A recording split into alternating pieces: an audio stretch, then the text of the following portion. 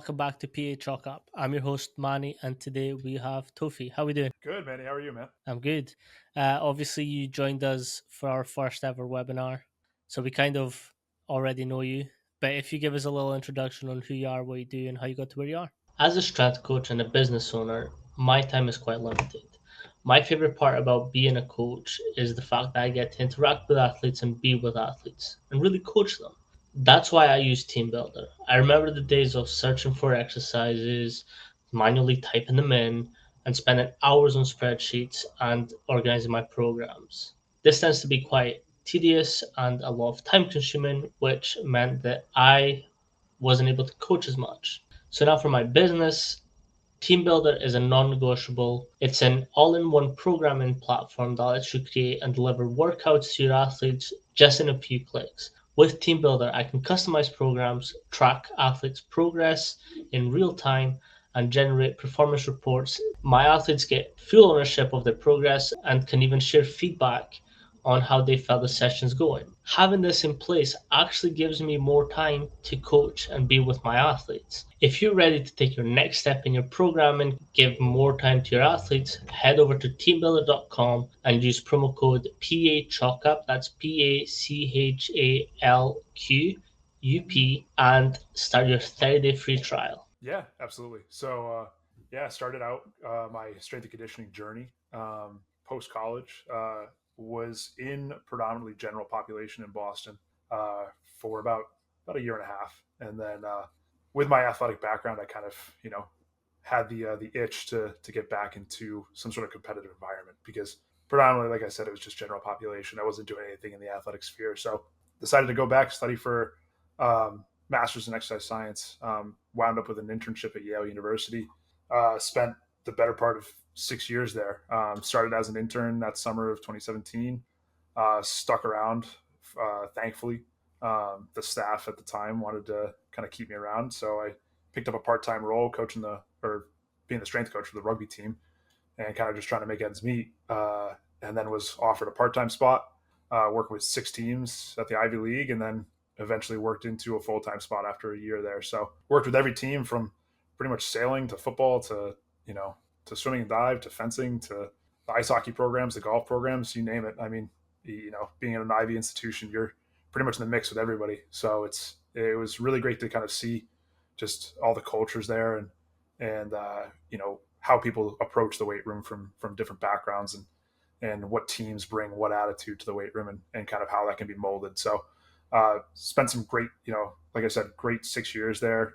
Eventually became the head of sports science for my final two there, working with all the information, the tech, the data for pretty much all the teams. And then was able to come on and join Teambuildr. And I've been there for about 2.5 years now. Started as the head of sports science and just stepped into a product management role here and kind of helping with the process of feature rollouts and designing and planning and implementing. So it's definitely been quite the career, especially starting Mhm. in a very unorthodox background and kind of making my way here now. So, but yeah, Yeah, I mean, the good thing that I've always said about TeamBuilder is they don't rely on outside people to tell them what to do within the industry. yeah, That we're like serious coaches and we've worked at really high levels, and now we're just in a role where we can make something that we wish we had at the time. At least that's how I feel. I mean, that's a great way to put it, honestly. it's it's everything that you wish you could have had. Hmm. And you're like, if we just did this way, if we just had this way, like that would have saved us so much time or just been so much easier. So, I mean, Yep, we have a lot of those conversations. So, 100%. I like stuff like I had Grace previously on. I speak to mhm. Rachel a lot. Melissa, like there's some fucking stacked team members that were just like at our disposal and we can just bounce ideas off each other. And like I'll have Alex sort of reach out to me. I was like, hey, this is what we're doing. What's your thoughts? Or Jasmine, what's your thoughts on this? And it's like I think that's how it should, like an application for this space should be led by the coaches that coach. Yeah.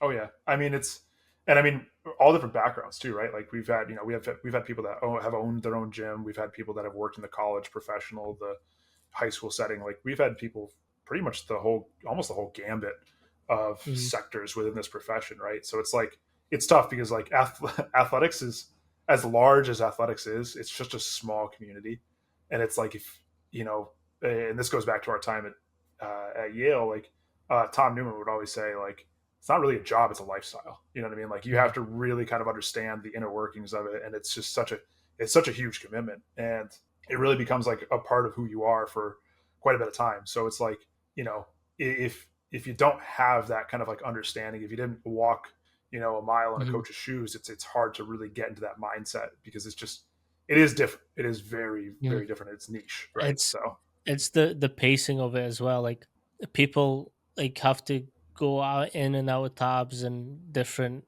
drop downs and whatnot. Like as a weight room coach, and you have to like 100 odd athletes all in one session. Your processes have to be very dialed in, so yeah. that 45 to 1 hour session can actually last that time. Oh yeah. And it's, I mean, that 45 to 1 hour, that's a show. You know what I mean? Like that's their Mhm. time, right? That's the athlete's time. And it's, you're kind of almost on a stage, right? Like it's, whatever happened the hour before or whatever's going to happen the hour Mhm. after, like that team that's in that room that you're with, like that's their time, right? Like they're there, they're giving you their effort and their time Mhm. to better themselves. And you have to be respectful of that. And you kind of just like, you have to commit yourself to being present, being available, and kind of giving your energy in that hour. And, I'm sure many strength coaches that are listening to this are like, that's your fourth or fifth straight lift, right? And it's just, Mhm. you got to show up. You have to show up, and it's, Yeah. that's the tough part, right? So That brings me on to my next question. And because Yale is an Ivy League type school, there's no athletic scholarships per se. So how does right. that sort of go from full time studying to then having that sport as like a almost a side project for the athletes there? Yeah, it's funny you say that because like when I would bring that up, people are like, "What do you mean they don't have scholarships?" Like, I mean, their scholarships and their aid comes from like academics and other opportunities, but like not through athletics. Like, you can't get a full ride because you're an athlete. Um, so I mean, like, really, what you see is, I mean, you do definitely see people that like want to be there because they want to be there, but you also see the other side of it where it's like people are there because they feel like they're fulfilling a role that they signed up for, and it's kind of like you can definitely get people that get stuck in the motions of it. um, so really when you're looking at an institution like Yale, you're getting a lot of people that come in that are predominantly high performers in most every aspect of their life. Like it's very hard to get there. It's very hard to stay there. It's one of those institutions and instances where you kind of have to allow for some flexibility and autonomy for people to kind of create their, maybe not create their own path, but there's definitely going to be a lot more feedback opportunity, and people are going to be willing to kind of voice their opinions, voice kind of like what they'd like to see. So I think approaching a community where it's all really, I don't want to say volunteer because like, I think they go above just volunteering, right? Where they're dedicating themselves to a portion of their already very busy schedule to be a part of something outside of really what they're there for, and that's education, right? Um, you're going to need to be open and available to having conversations with them about like what their training needs and what they feel their training needs Mhm. are. And you may not always get that with at every institution. You wouldn't necessarily get that with every single athlete that walks through the door, but I think that's kind of there were definitely a lot of opportunity, and there was a lot of instances where it was more feedback based at certain Yeah. times, and then allowing for that to happen, and then being comfortable with hearing feedback on yourself as a professional from people that would otherwise just be looking for a training goal, right? So Mhm. I think that's where I think that's what maybe sets apart some of the attitude, which is nice because like if someone's dedicated enough to give you feedback, that means they you know they want to be there, right? They want to Mhm. be there. They want to see something. So I would say that's definitely one of the unique experiences I think that you know being in an Ivy League probably drew up for sure. Yeah. With I mean, with the level of education that they're in, you will get more of those critical thinkers that actually want to know everything that goes into their program. How is it sort of justifying what you're doing program wise, but then also the statistics that go behind like their GPS tracking or their wearing volume. How does that sort of tie in to the demands and what explanations you have to go into? Yeah, I mean, we definitely got a lot of the, hey, like, can I see my numbers? Like, hey, what does X, Y, and Z mean? Like, hey, why are you collecting this? Which is great because it's engagement. Like, you can have Mm, conversations. And I mean, for us, we spent a lot of time on the front end planning out what we were going to collect, when we were going to collect it, why we were going to collect it. So, like, we had a lot of the answers for them already ready to go and canned. mhm, I think that's what one thing that I think our staff did really well was planning, for testing, planning for every kind of instance that we could think of, and every sort of conversation that we thought could drum up from collecting information or testing, or whatever it may be.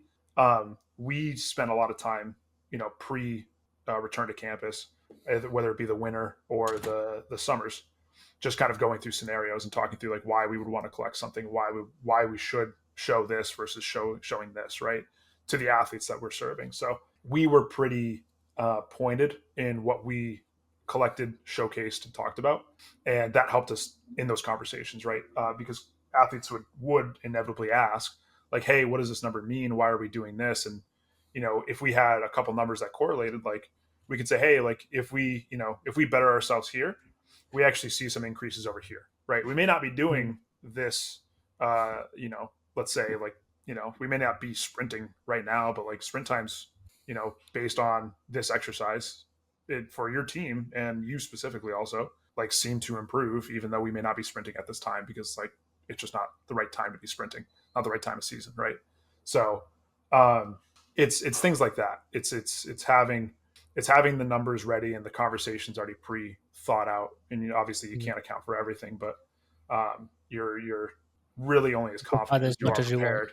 Yeah. Hmm. So Yeah. How does sort of building those type of dashboards and stuff then lead you to a place like Teambuilder where you're going from essentially like the mock-ups of what we see as coaches and why it's important for us to sort of use? yeah, I try to think back to a lot of like the first series of conversations we'd have when presenting the information, right? Mm, Like, what's the minimal effective dose to start a conversation? Um, and then what leads to more productive conversations, like what information did and how it was presented. That's what I try to like refer back to. Um, because towards the end, like, we started to get into more advanced things with certain teams for certain coaches, but like, if you are trying to kind of elicit change, it has to start pretty minimal sometimes. So it's like, what's the minimal effective dose, and how it should be portrayed, and what's easy for a lot of people that may not be data driven to consume to mm, start. So that's kind of where I think back to a lot. yeah. And what when you're looking at minimal effective dosages and what is the basics and the low hanging fruit, how do you sort of formulate that plan and then implement them with different teams? Yeah, I think a lot of it has to do with like the initial conversation, right? I think it's almost like doing a needs assessment for the team, and then doing the needs assessment through, like, what's going to be supported by the coach, right? Because you can come in with every metric, A through Z, but if the coach isn't going to support A through Z, they may only support like the middle of the alphabet there, right? Mhm, Like, then you should focus your time on that, because that might be the gateway to what opens up the rest of the alphabet, right? Of like the metrics that you can examine and showcase that may lead to different changes, right? So I think, base one, like, no exposure to information or anything like that, with a team, like starting out with what they feel is important to track, and that may not be right, wrong, from a research standpoint, from a application standpoint, but it's what they value, and showing interest in the things that teams value will open up doors for more conversations, because they're only going to trust you as much as you trust them. So it's kind mm, of like that cyclical process of like building trust, building relationship, and then data doesn't speak for itself. Like, data opens a conversation, right? Like, it's, you can't just show somebody a plot and be like, all right, here's the numbers, and then walk out of the room. mhm, Like, that's that's just not how, that's not how this industry works. That's not how many industries work. I don't feel, but it's, just starting with a conversation there is always a great point, especially if you're inserting yourself into a new staff, or if a new staff's coming in. I mm, mean, you really have to kind of drive in, show what you've done, but like be open to what they feel is important, whether you feel it's just as vital. When we're sort of talking about like speaking to coaches and sort of presenting these figures, I know obviously not every sport will be data driven.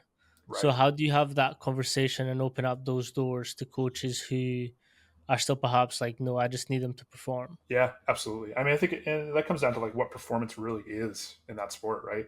Sometimes performance is subjective. Sometimes performance is very quantifiable, right? Like I think of almost like a sport like track.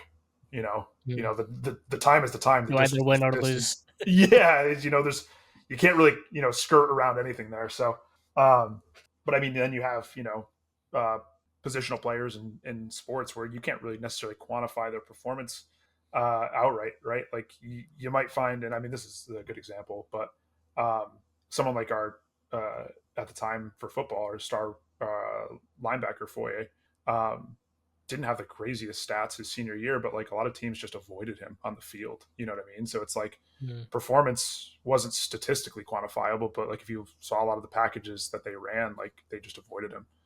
So I think in saying that, again, it kind of comes back to conversations of like identifying what performance is for a particular individual. Is it subjective? Is it objective? Can you apply a value to it? And then with that value, can you tack on another value that you could track inside of the weight room or even outside of the weight room to mm, apply just like another value to tack on to performance for them? Um, it's almost like, I mean, something like golf, like sure, like, you know, we would track like drive distance over time as like a metric of strength, right? Because like we weren't going to one rep max anybody, but like if for a total distance on a drive or irons or whatever it may be, like we were lucky enough to have a trackman there.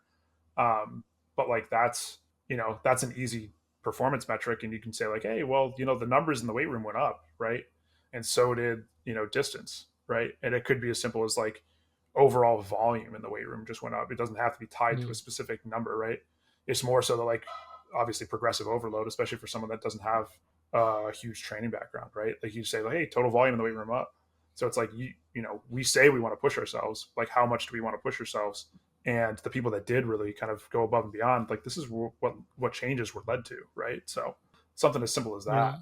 right? Which may not be like a pure performance metrics because it may not lead to um, wins in the win column, right? But you can at least point to something where it's like that arguably could be more effective for that Hmm. person's game. Yeah.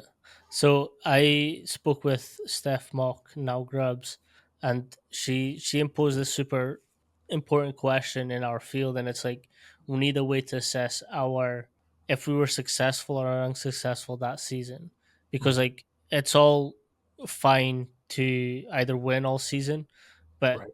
you can also still be a shit coach and win depending on your Sure. staff. Or the other way, you can lose every game, but actually all your numbers have went up. Everything performance wise has went up.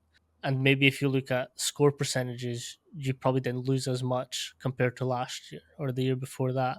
So it's like it's exactly what you're saying. Is like how do we as a industry sort of look at how effective or ineffective we've been for that season? Yeah, I mean it's a great point. Like, and I think a lot of it comes down to the not necessarily need for added value, but I think it's just a way to showcase that like even when things are negative, like there's still some positives to be had. Mhm. Um, I mean, I think back to a time where I started working with the women's ice hockey program at Yale, and historically, they really hadn't had a lot of storied success in like the wins column, right?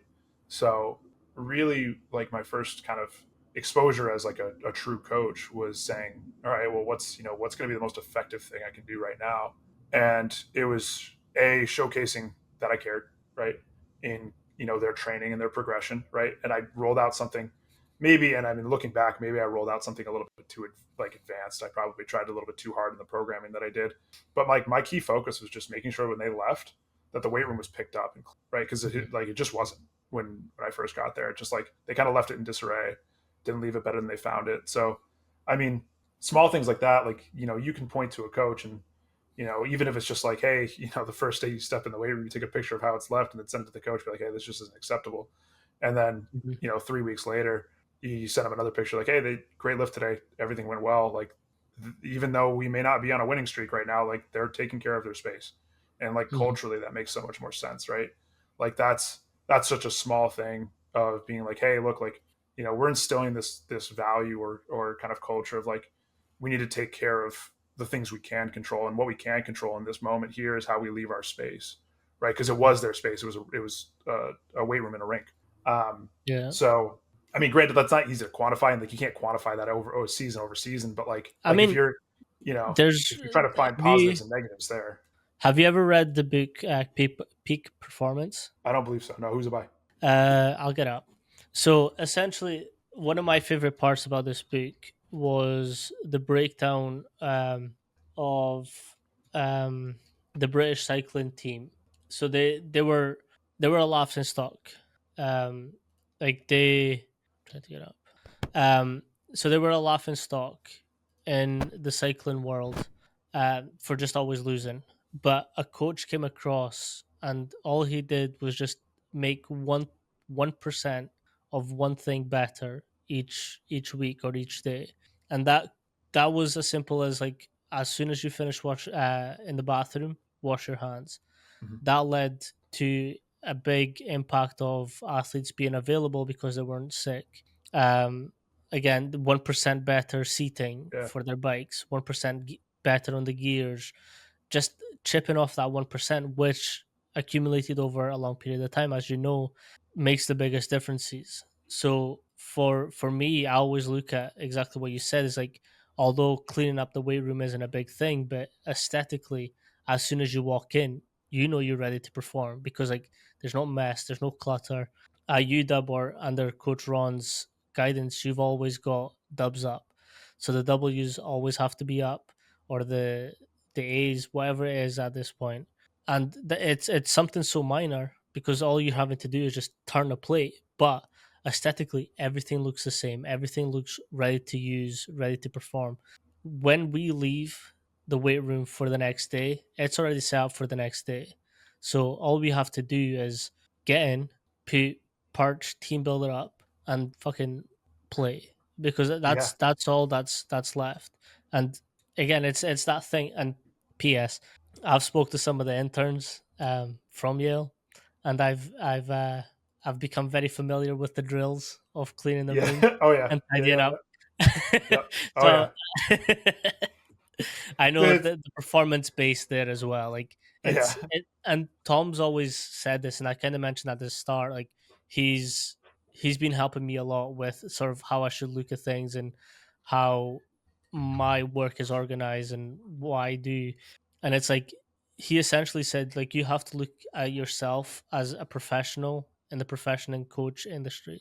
So it's not like so you've got like obviously your elite athletes, but if we think about it deep down, we're elite coaches, right? Because we've worked in a performance and we want to hold ourselves to a certain standard that high level coaches aspire to be. So for us, it's having that mentality of we're here, so everything I do has to match that sort of expectancies. No, absolutely. Like that's and it's one of those things where um it's almost like a barometer, right? We would use it as like Hmm. a temperature check, right? And you can start I mean you really like you pay attention to like how the athletes a react over time because generally what happens is like, you get this quick surge, right? Of just like not necessarily compliance, but like they're like, okay, I see why this is important, right? You'll get this like all right, they take Hmm. ownership of it, and then it's like things start to change culturally, and like they might drop off a little bit. But like what we would like to do is like, are the are the senior leaders or the juniors taking hold and ownership of the process now to say like, no, like this is the direction we want our team to go in. Most every team wants to hold themselves accountable, be successful, right? And when things start to flip and turn and they start to see how like their attitude can kind of breed this culture of Hmm. success, like that's when they really start to like dig in. And the teams that really kind of functioned at a high level and did well, if anything just like wasn't up to the standard that we set, a lot of the senior leaders would step in and be like, hey, like that's not us, like we gotta, like this is the Hmm. way we do things, like sure, we can joke around and have a good time, like it's not all serious, all business all the time, but like there's a time and place, and this is something we don't bend on, right? We don't flex on. Hmm. So I think really like that almost becomes our gauge or temperature check of like where the team's at. Like if they start to leave things a mess and like no one's saying anything, like it's time for me to like step in as a coach and be like, look, like all the things that we're doing don't necessarily matter if we can't take care of the foundation, right? So it's like 100%. these are our foundations, our foundational stuff. Like these are the things that we can stick by, win, loss, or indifferent. Like it doesn't matter. Like these are the things that we can do and can control right now. And the other thing too, Mhm. it's like if they don't care about their space, like they're not going to care about the numbers that you tell them about necessarily, right? They might want to see like, yeah, am I improving? Sure, but like there's a difference between like, oh, great, like numbers are going in this direction or that direction, or there's like, that's awesome. I want to do more now. Like, what's the next step, right? Because if they don't have that drive or that kind of like inherent understanding of like their standards of continued evolution or succession, you know, it's just going to be like, oh yeah, met Mhm. expectations. Expectations are to improve, right? I don't think you can ever walk into a team and be like, hey, like, what are your expectations in the weight room? They're like, stay the same, get worse, right? No one's ever going to say that. The expectation is minimal. Yeah. It's to improve in something, right? But Mhm. like then to want to continue on and evolve, like that's it takes a mindset sometimes. 100%. I've actually just spoke to one of my coaches today, and he was, and it goes back into that leadership and how expectations matter. And like the season that we had him as a coach, we fucking won everything, and it was the same team that had been playing together for a while. So it wasn't like something done extra or we had Right. more players come in. But the thing for him was we can fuck around as much as we want before, in between, and after. But like when it's go time, it's fucking go time. And like we carried on a little bit sometimes, and we saw the wrath that came afterwards. So like yeah, we should maybe just pay attention and just like listening to what he's saying. But it's exactly what you're saying. Like the leadership of the coaches to their athletes and being like, okay, I'm happy enough to mess around and joke around and play, dance, whatever it may be during our down times. But when I'm expecting you to perform, let's really fucking perform. And then that again sets out this thing where they know they can have fun. But hey, when coach says let's go, it's fucking let's go. Yeah. 100%. I mean, that's what you want. And like that's I can think back to like the men's lacrosse team when they won the national championship. Like that was almost like the exact to the T same environment, right? Like they were great to be around. They were fun to be around in the weight room because they loved it. But like when they were like as soon as that whistle blew to start the lift, like it was the lift. You know what I mean? Like that's Mhm. just what it was. So Yeah. Talk a little bit about that because I know there's quite a lot of history with the lacrosse team going sure. from losing to winning.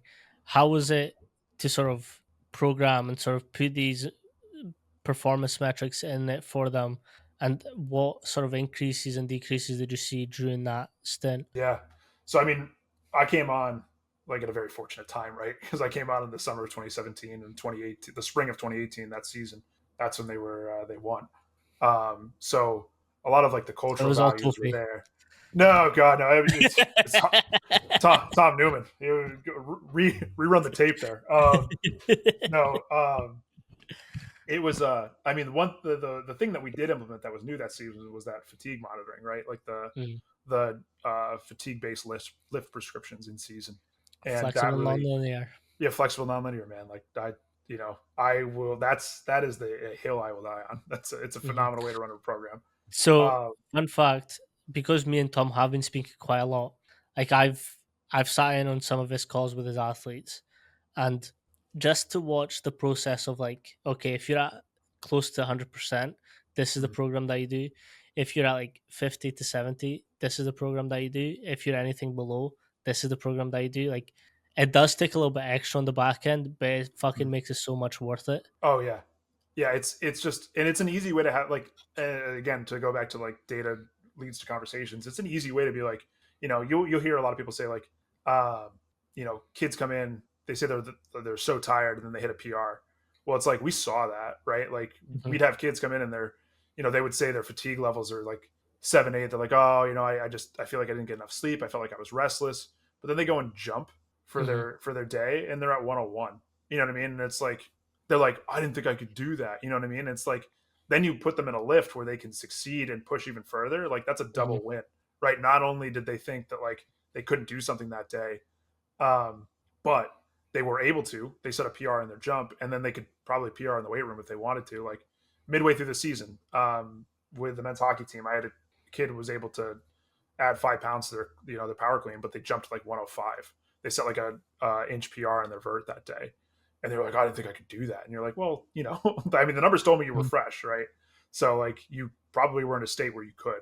But then you also have the other side of things where it's like kids come in and like 3 or 4 days in a row, they're just like they're in the red, and you're like, all right, what are you doing? Like what's going on? Mhm. Like you say you have all these goals and aspirations, but like what's going on behind the scenes? Because like right now it's telling you, it tells me that these numbers tell me you're not functioning at the level that you might expect yourself to function at, and you can see it in the lift performance too. Like at a certain point, like you can absolutely mentally power through a lot of things, but only for so Mhm. long. Like you can redline a car for days, but like at a certain point, like something's gonna blow, right? So that's kind of like the way we would think about it. It's like do we feel comfortable enough putting this person in a situation where they can push themselves, or do we feel comfortable enough to say like I don't think they're going to recover in time for them to need to perform. So um, yeah, I mean, it's a great way to have a conversation to be like, hey, look, like these are the things that need to change in order for you to see the performances that you want to see, right? You might feel sluggish on the field, where you're going to feel sluggish in the weight room too, probably because we're seeing it. So, Mhm. um, but yeah, I mean, it's that whole kind of like lift prescription is great. I mean, granted, there's not a one way to do everything, and context is key, but um, you know, for us, like that really helps. Like it really helped to a have conversations, but b know when to push and when to pull back, Mhm. especially in season, because like you can set PRs all you want in the weight room, but like if they're going out on the weekends and being like, hey, my legs are dead, well, that's not going to help, right? So yeah, it's once it starts to click in everyone's kind of like mind, and like, oh wow, like I can I know when I can push, and I know when I should pull back in the weight room specifically. um it just makes things easier overall. So Yeah, you also did quite a bit of work with the rugby.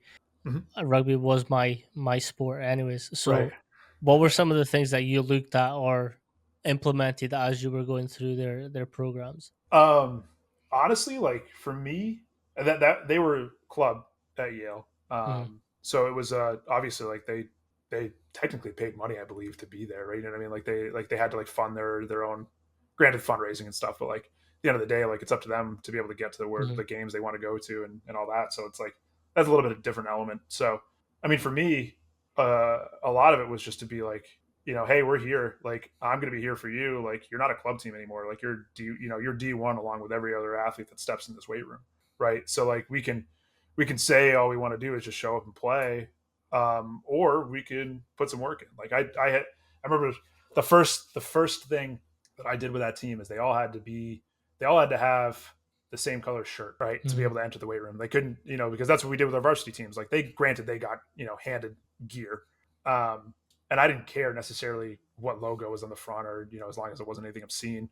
But it's like if we were going to wear blue and somebody shows up in a blue PSG jersey, like I didn't care.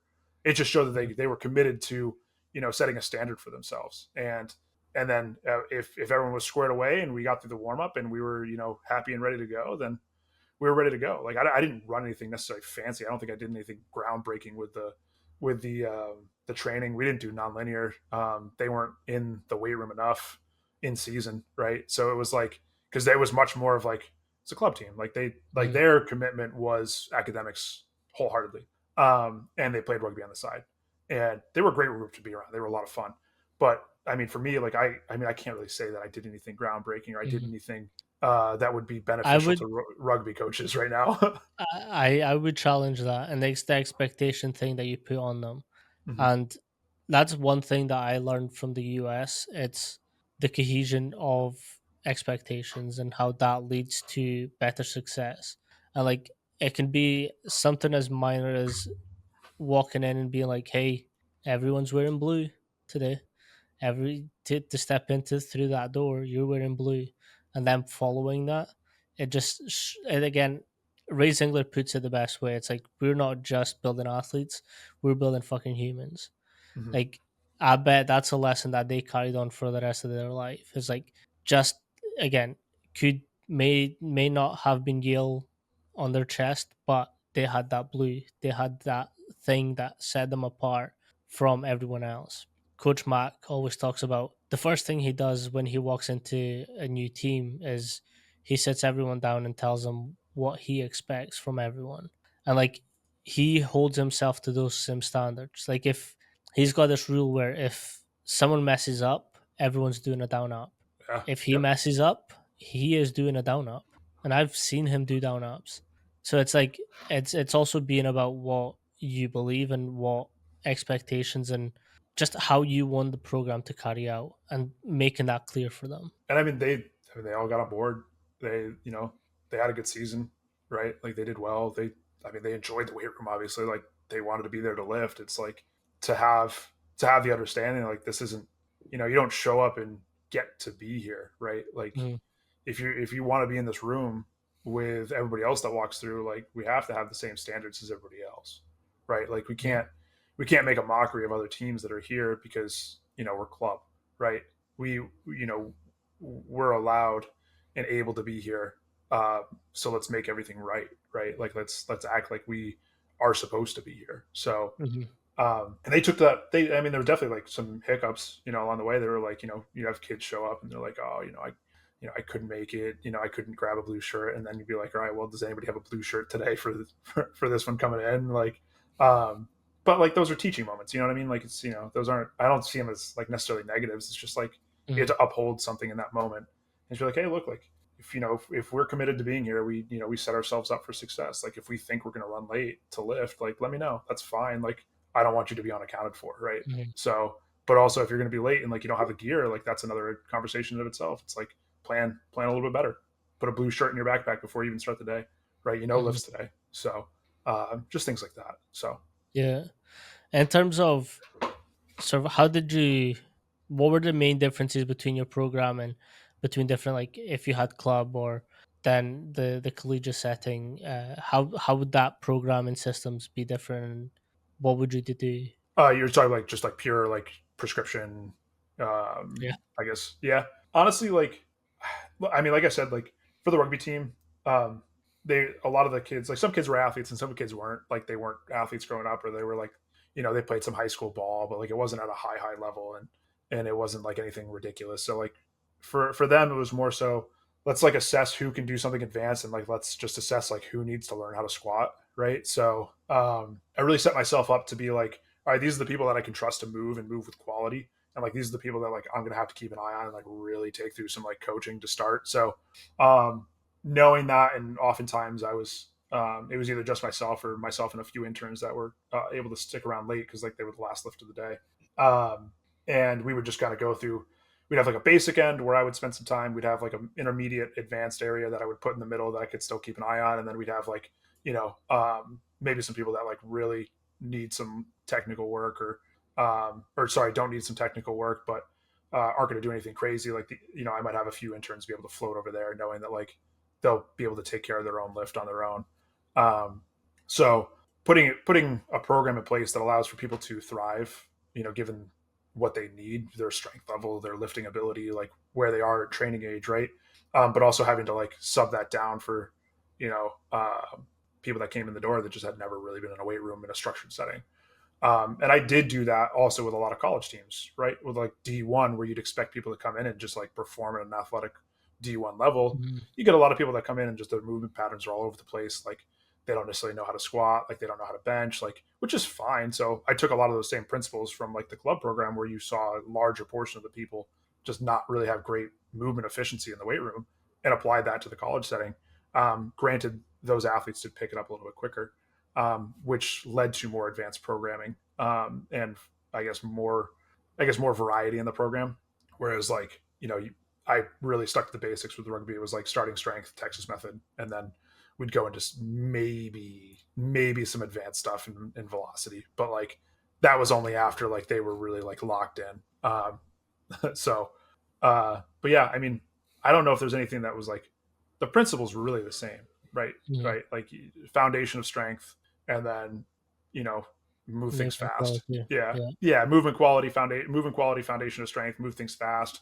Maybe some different movement patterns or movement planes that are more specific to that sport. But I mean, realistically, just approached it with the same mindset. Like we need to be on the same page first, standards, fundamentals, then programming can kind of follow after that and kind of Mhm. take suit with whatever sport it is. So Yeah. How has this sort of experience molded and shaped the way that you do your current job and the way that you look at helping other coaches formulate um, this application that we can perform and do our job easier and faster. Yeah, I think a lot of it has. I mean, I try to yeah, approach it with an open mind, knowing that like there's not one way to do everything, Hmm. um, and also knowing that like not every context is going to allow the ability to do what I did or what a coach down the road does or what a coach at a Power Five does at the professional level does. Right? Like there's going to be so many different variables that will dictate and necessitate certain responses, certain approaches to the athlete, to the just performance in general. Um, so that's also how I approached programming and coaching the teams. Right, like every team's a little bit different. They have different cultures, they have different backgrounds, they have different views on performance, they have different views on the weight room, they have different views just in general, and that culminates to a weight room culture.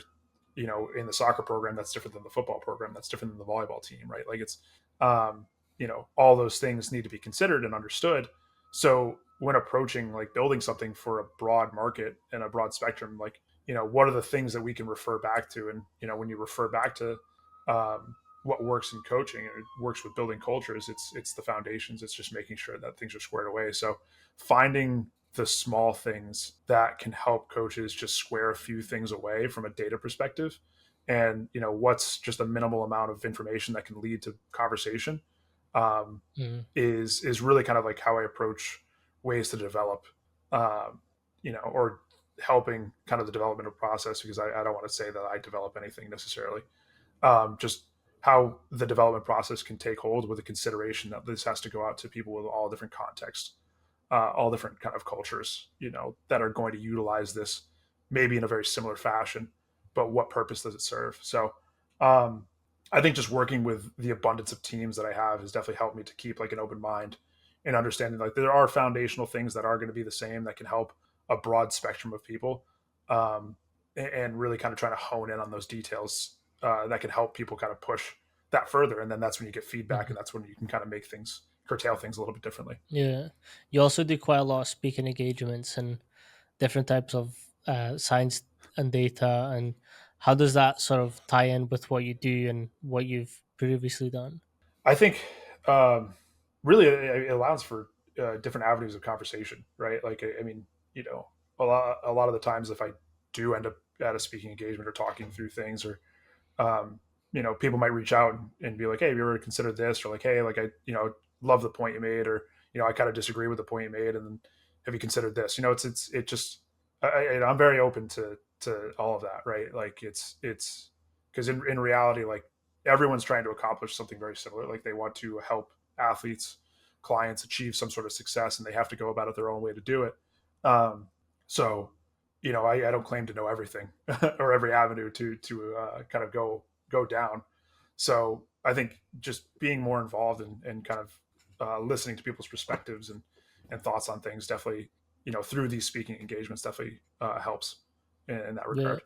What's some resources that you would recommend coaches read or sort of get into to develop their skills in this industry? Yeah, I mean, anything that really kind of goes back to like the start of our industry is great. Like we would always start our internship with you know reading up on the history of strength and conditioning, like where it all started from. Not that it like is the way to do things, right? Necessarily, like it's just understanding the history of our profession, where it started with like Boyd, Nebraska, obviously for college strength and conditioning specifically, but also like you can look at like the fitness industry in and of itself and like where it started and where it's grown to.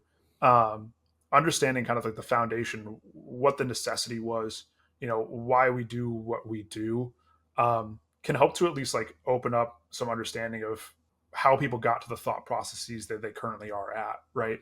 Because it all started from a very small foundation of wanting to perform better, right? And how did they go about that thought process? So we would look a lot of original stuff from like Boyd, Bill Kramer. We really kind of were fortunate enough to have a good relationship with Dr. Kramer while we were at Yale. So I think looking back at any of the original kind of like textbooks, or we read and where we got the flexible nonlinear was the book by Bill Kramer and Stephen Fleck was the periodization. And I can't think of the exact name because it's a bit of a long title, but I can look it up real quick.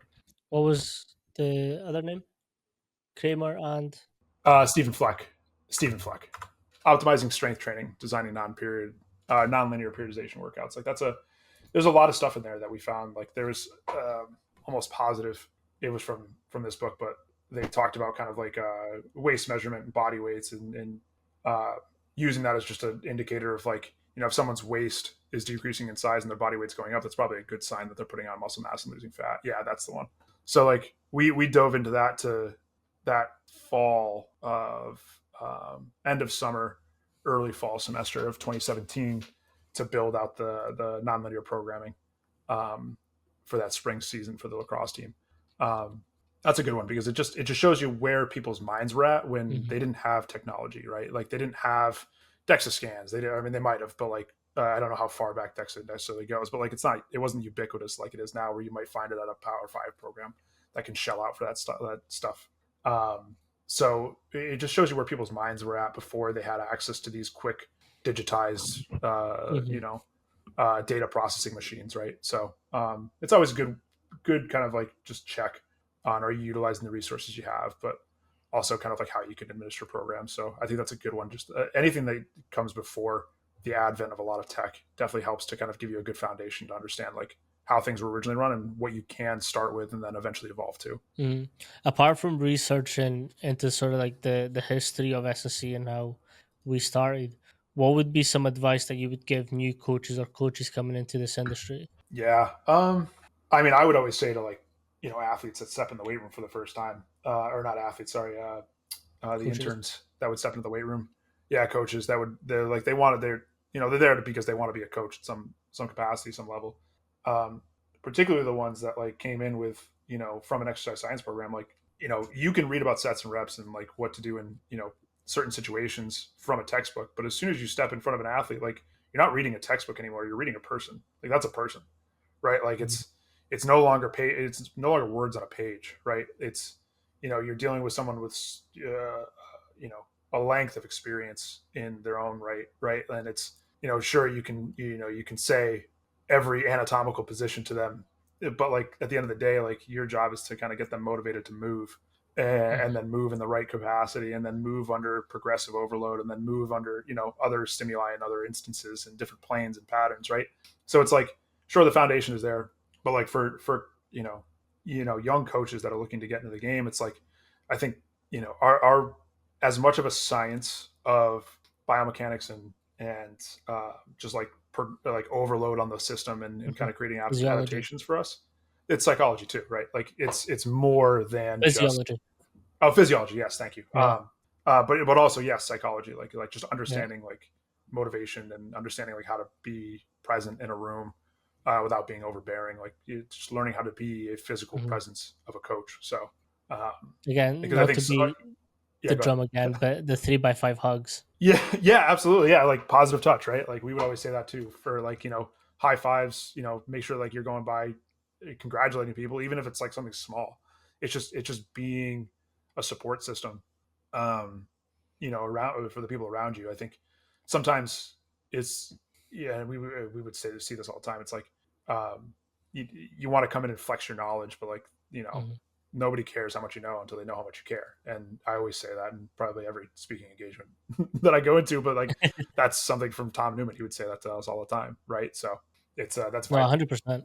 And like I'm always very blessed that I read Conscious Coaching as the first like industry book, and that set the tone for how I approach the training from then on.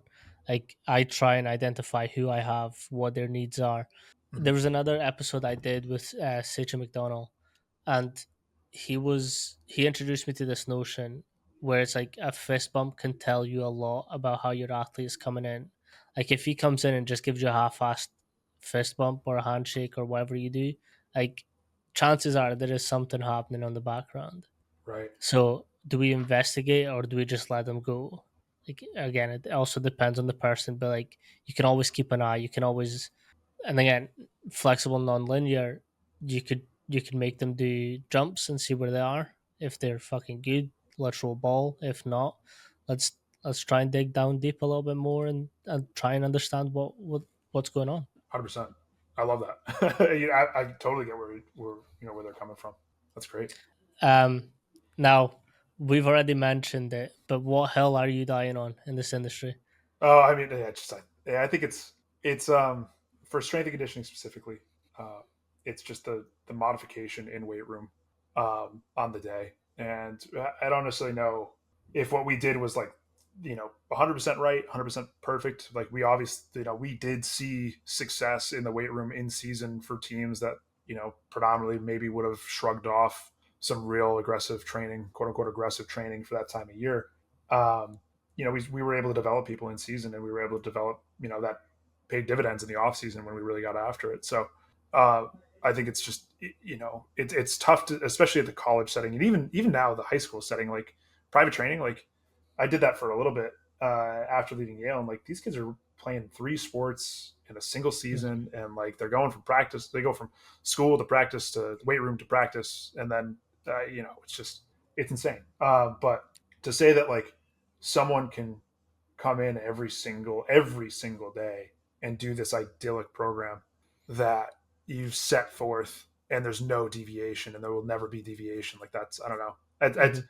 it's becoming It's not. harder and harder for me to see and believe, right? Like, It's nuts. so, but No, um it's also like it then becomes a load management problem.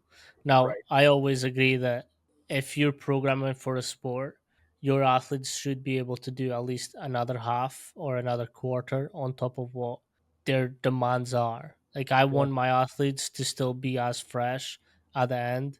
Again, no, it's not always possible. I right, also understand, but that's the sort of mind frame that I go into. I want you to get to the dark side and still be able to perform.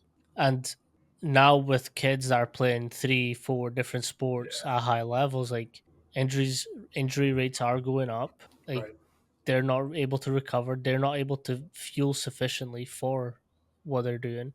Like it becomes a host of problems because we're not thinking of, okay, like is my kid at least rested enough to go on and do this next training session? Probably not. Like right, kids should be in multi sports, but it should be in a thought out process that okay, one day they do one, next day they do another, or they have a rest day. Second day they have one. Like it's a like it needs to be thought out, and I get that people are trying to. And again, the specialization of kids at this point is fucking ridiculous. yeah. Like I don't care what your goal for your kid is, but like let him also be a fucking kid. Absolutely. Yeah. Yeah. Don't take that time away. You Hmm. know what I mean? It's just, it's, it's a lot. And like, I like how you said, like you want them to be ready to go for like another half or another quarter, Hmm. right? Like it's like, to me, that's a great gauge. Like you're saying, like you're setting them up to recover from what they've done, right? Cause Hmm. you didn't push them to the edge, right? At times during the workout, I'm sure they felt like they were close to like the Hmm. edge, right? Um, but in summation of everything, right? They just like that's not where you want to be. And we would always explain it to our athletes. It's like you've arrived, you're here for the workout for the day. That's half the battle, right? We need to make sure when you leave here, you're still ready for the next workout that we're going to have 2 days Hmm. from now. I can't have you come in and saying you're still completely wrecked from this workout, because like then we lose time, right? So Hmm. I exactly like what you're saying. It's just like making sure they're ready to recover, It's because also like having the processes before their workouts. Like yeah, my like in my head, there's a checklist: fist bump. What have you ate today? How much have you drank? Did you sleep well? yeah, Like very quick questions that you can answer in a couple seconds, and it tells me more about how your day has went than then I can make the adjustments. Because like I'm not going to be the dickhead that gives you more when you can't. right, Like I'm going to make sure that you're at least able to fucking do the training session. I always say like again, I get that most people are on the fence of going percent based for their sets or RPE based or whatever your chosen method is. I like percentage basis because I do want my athletes to at least push and push hard at some points. Like that fluctuation is good. Like it Right. teaches them resilience as well. Yeah. So if I have an athlete that's due an 85 to 90% lift that session, but they've came in and said, I've had a shit day, barely slept, had an argument, whatever the case may be, I'm going to adjust and I'm going to go RPE based. Okay, you're feeling we're supposed to do 90%, but can you give me like 90% of your current RPE? Hmm. Like whatever 90% for you right now feels like, that's what we're doing. And it could just be the fucking empty bar. That's it. Right. And I'm like, okay, I'm happy I got my 90% and they're happy because they got in and done it. Like Right. it's not again, it's being flexible with your programming. You can't be married to one thing because Right. humans, like you mentioned before, we're not a textbook. We're not under the same um, restrictions as research. Like Yeah. we, Yeah. we can't control every variable every single time that someone comes in. So to expect that in a weight room is fucking ridiculous. Yeah. I 100% agree. And I think a lot of the time, um, you know, it's scary to deviate, right? Because you've been told that, Mm, like, if you do X, Y, and Z, you can expect X, Y, and Z results.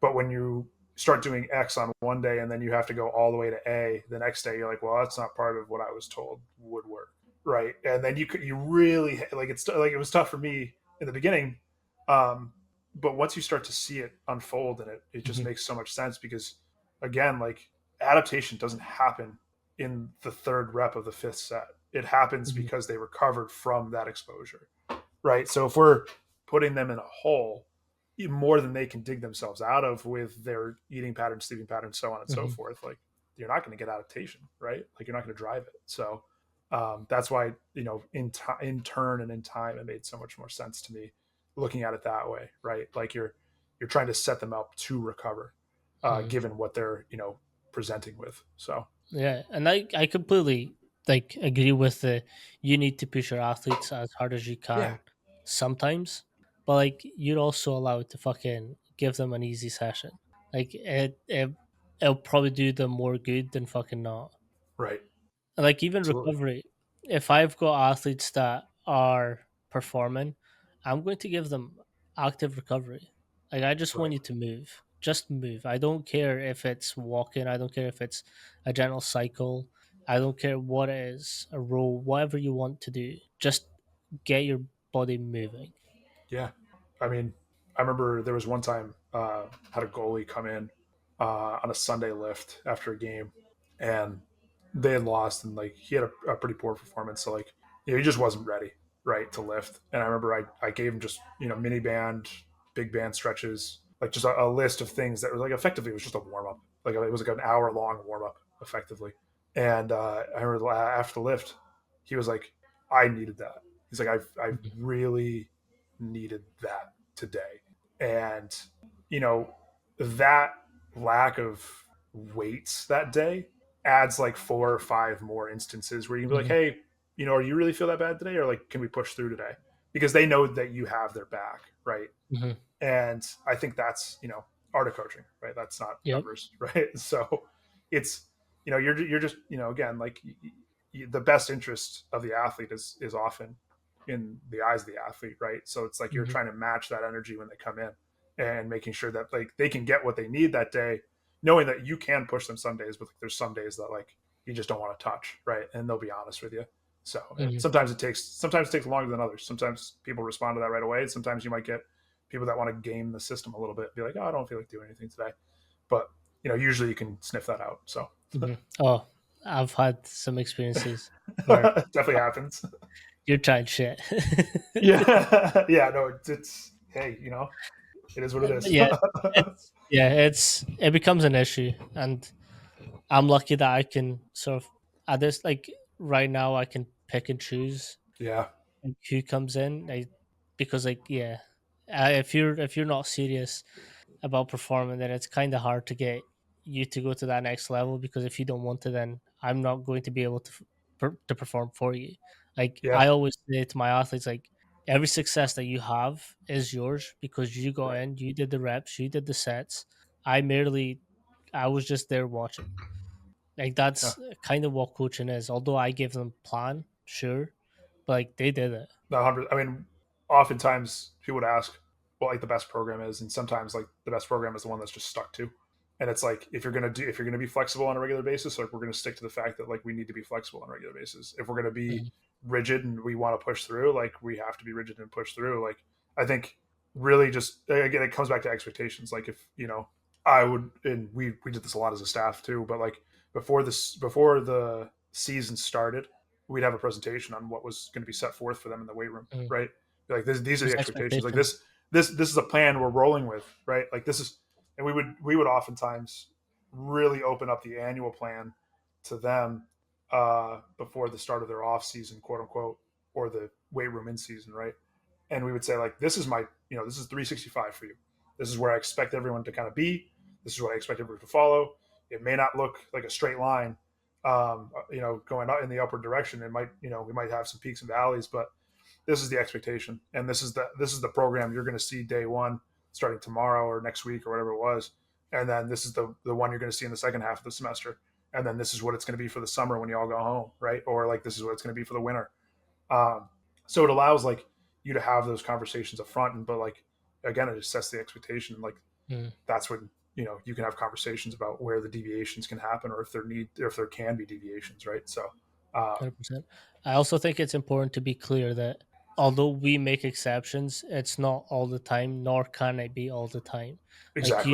you Yep. still need them to perform. Like if a kid's coming in and then again goes on to maybe identifying like what their nutrition is like, what their sleeping is like, what their Right. recovery looks like, trying to fix that so that when they come to the weight room, we can't push them. And although they might be hitting the reds or oranges, like we can get them to a point that we can't push them and make Right. sure that, like especially like when it comes to this, like exam seasons and tests and whatnot, like you just can't control that. Like Right. you might have this perfect periodized program and perfect year plan, but like the tests are the tests. Like they're student athletes at that point, so like you can't you can't just not do the test. Like they still Right. need the education at the end.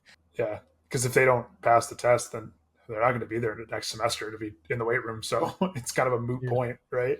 So Yeah. No, I really appreciate you for coming on, Tofi. It's always a definitely. pleasure to sit down with you and shoot some chat. If you let everyone know where they can find you and ask questions and sort of pick your brain. Yeah. Yeah. LinkedIn. It's the name at the bottom of the screen. Instagram. There you go. T underscores and Nikki. So definitely feel free to shoot me a DM. Any questions? Always happy to talk. You know, or if you want just like kind of shoot some ideas across me, always happy to help any way I can. Perfect. Peace.